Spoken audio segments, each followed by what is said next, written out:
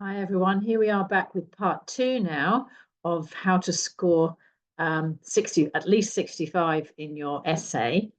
I'm going to look at 65 and getting your superior score of 79 or more. I want you to understand what the difference is between those two scores. So we looked in part 1 at how to write the essay and put it together. Now we're going to look at the assessment criteria that Pearson have given us and understand how the scoring works. So it's quite a long assessment criteria, a lot to look through here, starting with content. That one's probably quite easy to understand.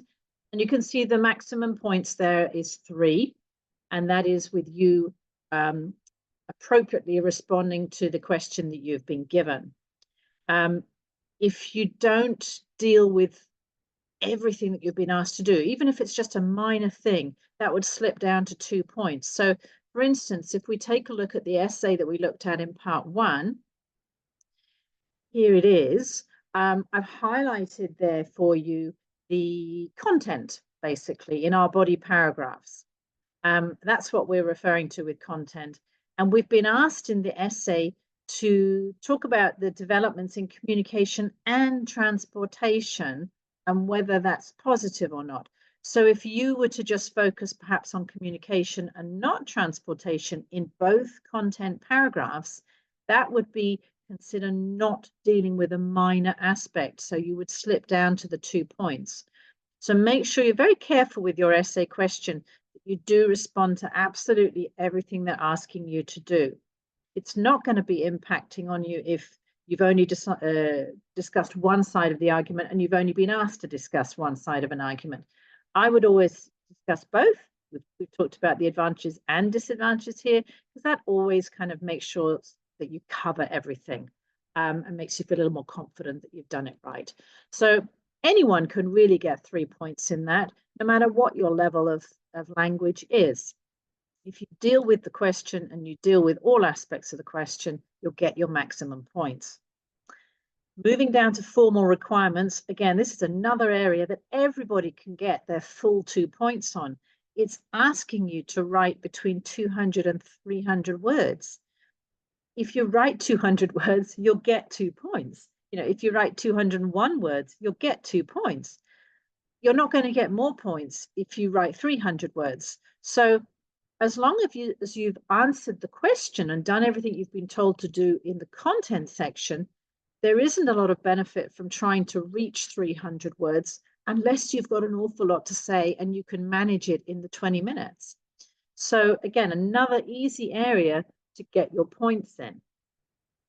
Let's move down now to development, structure, and coherence. Now, in part 1, I focused on how to bring your essay together. You need an introduction and a concluding paragraph, and you want 2 body or content paragraphs in the middle. And that's basically created the right structure for you. You also, as you write, want to make sure that each sentence has a purpose to it. So when we looked earlier at how to write a paragraph for your essay, we talked about what that should look like. So here we said, here's an example of a body content paragraph, that introduction sentence that tells us what's going on in this topic, in this paragraph. You've got a sentence that talks about the first point, you've got an example to go with that, you've got a second point, and you've got an example to go with that. That is the structure of your body paragraph. We also talked about the structure of your introduction paragraph and your concluding paragraph in part 1. If you follow that structure, you're going to get good points. The one final thing that might prevent you from getting full points is how you link your sentences together. Now, if you're a native speaker or someone with a very high level of language, you'll be able to link quite nicely. And that might be, for example, through using words such as these. These are what I would call linking phrases. You're not going to be able to use all of them, obviously, in one essay. Really, it's just a handful in one essay. But there's a lot there, and you could choose from those and make sure you use them accurately in your sentences, and that will certainly boost your score and keep you up to the 2 points. As you can see, it says here in the 1 point, if your sentences or paragraphs are poorly linked, they don't have these types of phrases, it is going to slip down to the 1. That's for the 79 points. If you're looking at getting 65 points, remember what we did in part 1.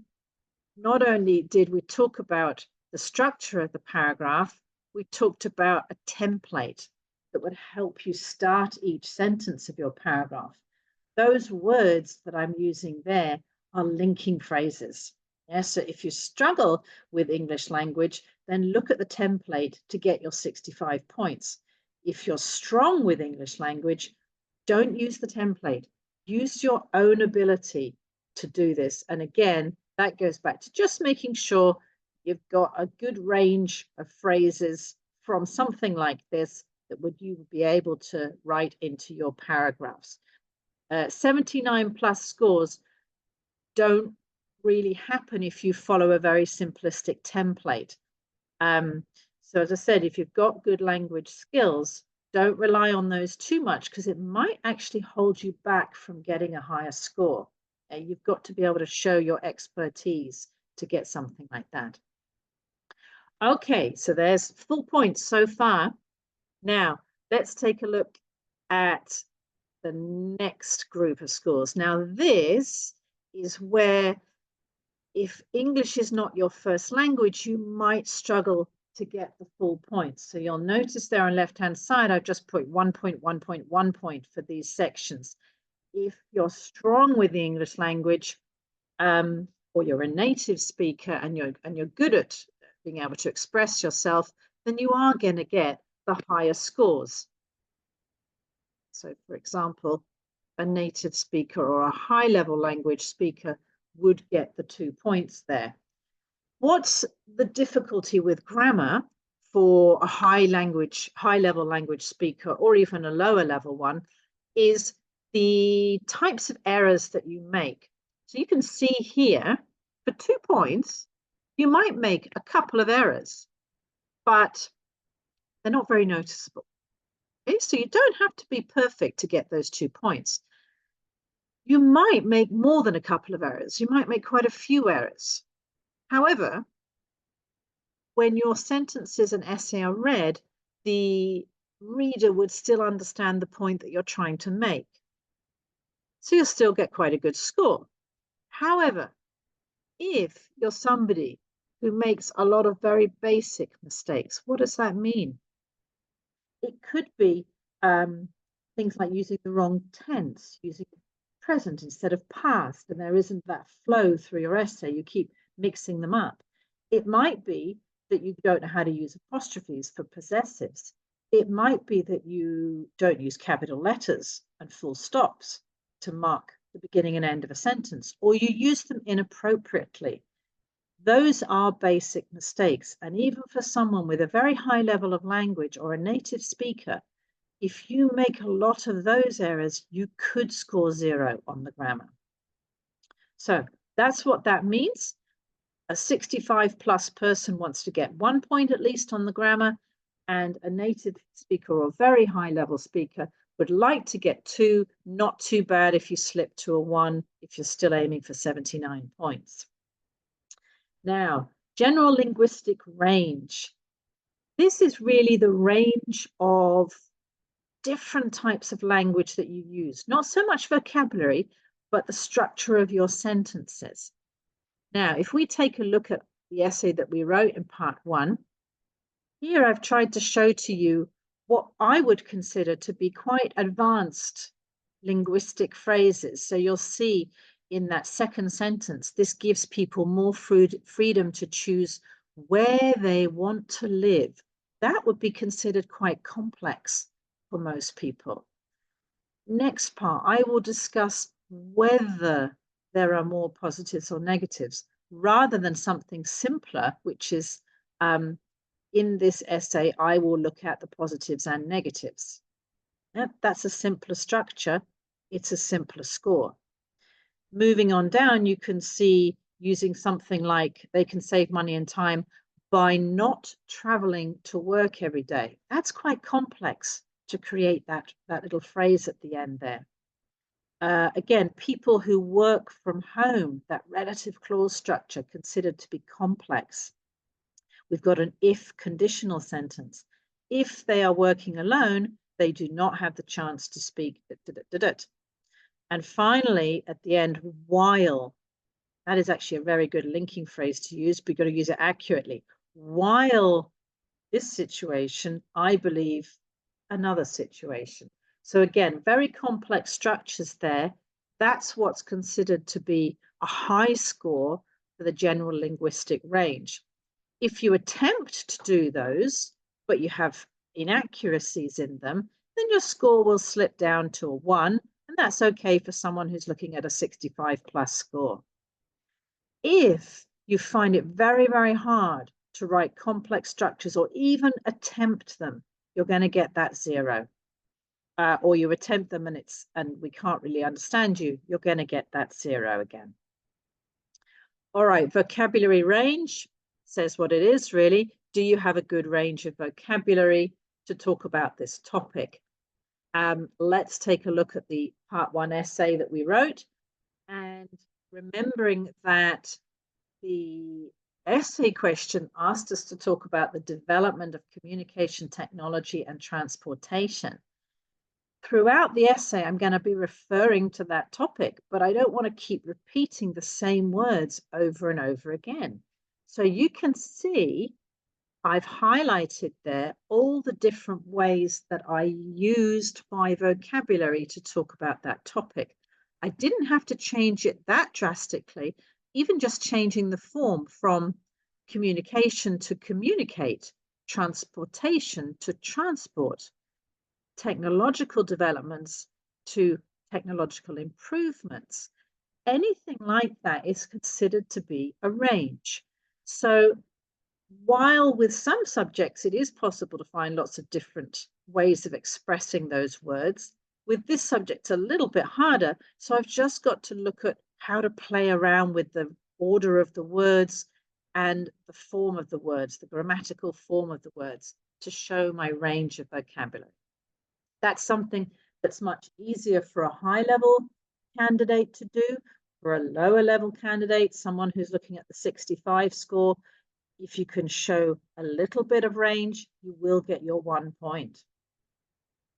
And then finally, moving down to spelling.